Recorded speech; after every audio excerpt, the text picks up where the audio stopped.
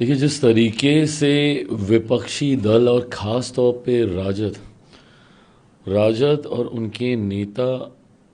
की ये सोच रही है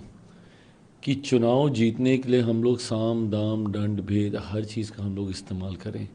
ये सोच इस नैरेटिव के खिलाफ ही हम लोग की लड़ाई है। 90 का वो दशक जब चरम सीमा पर इन लोगों ने अपराध,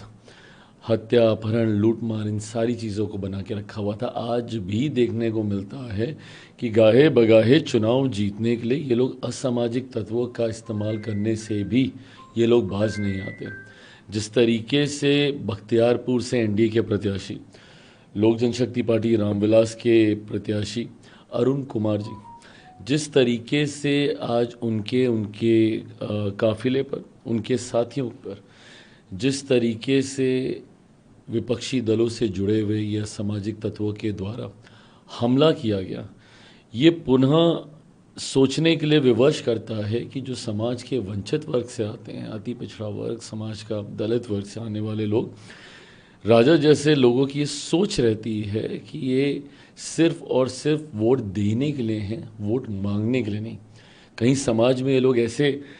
पायदान पर ना पहुंच जाए जहां से ये समाज मुख्य धारा के साथ जुड़े।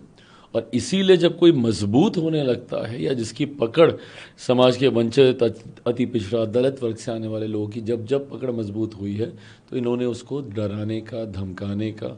उसको किसी भी तरीके से इस व्यवस्था से दूर धकेलने का प्रयास किया। और इसी सोच के साथ आज जिस तरीके से अरुण कुमार जी, उनकी गाड़ी को जिस तरीके से तोड़ा गया, उनका ड्राइवर का सर तक फाड़ दिया गया, मतलब सोचिए इस तरीके से हमला हुआ है कि उनका सर तक उनका फाड़ दिया गया है। मैं ज़रूर कहूँगा, जो भी ये लोग हैं और जिस भी दल से लोग जुड़े हुए हैं, चिराग पासवान, लोक जनशक्ति पार्टी रामविलास और पूरा एनडीए गठबंधन कभी भी ऐसे असामाजिक तत्वों के साथ समझौता नहीं करेगा। आज नहीं तो कल जो भी दोषी होंगे, जो भी गुनहगार होंगे, कड़ी से कड़ी सज़ा उनको मिलेगी। इसके लिए मेरी सरकार पूरी तरीके से प्रतिबद्ध है। कतई कभी वापस जंगल राज के उस माहौल को कभी हम लोग वापस बिहार में नहीं आने देंगे। अभी तो सिर्फ चुनाव है, अभी तो ये लोग दूर दूर तक कहीं नहीं है, तब इन्होंने इस तरीके से हमला करना शुरू किया है। सोचिए कभी ये लोग गलती से व्यवस्था का हिस्सा बन गए तो 90 के दशक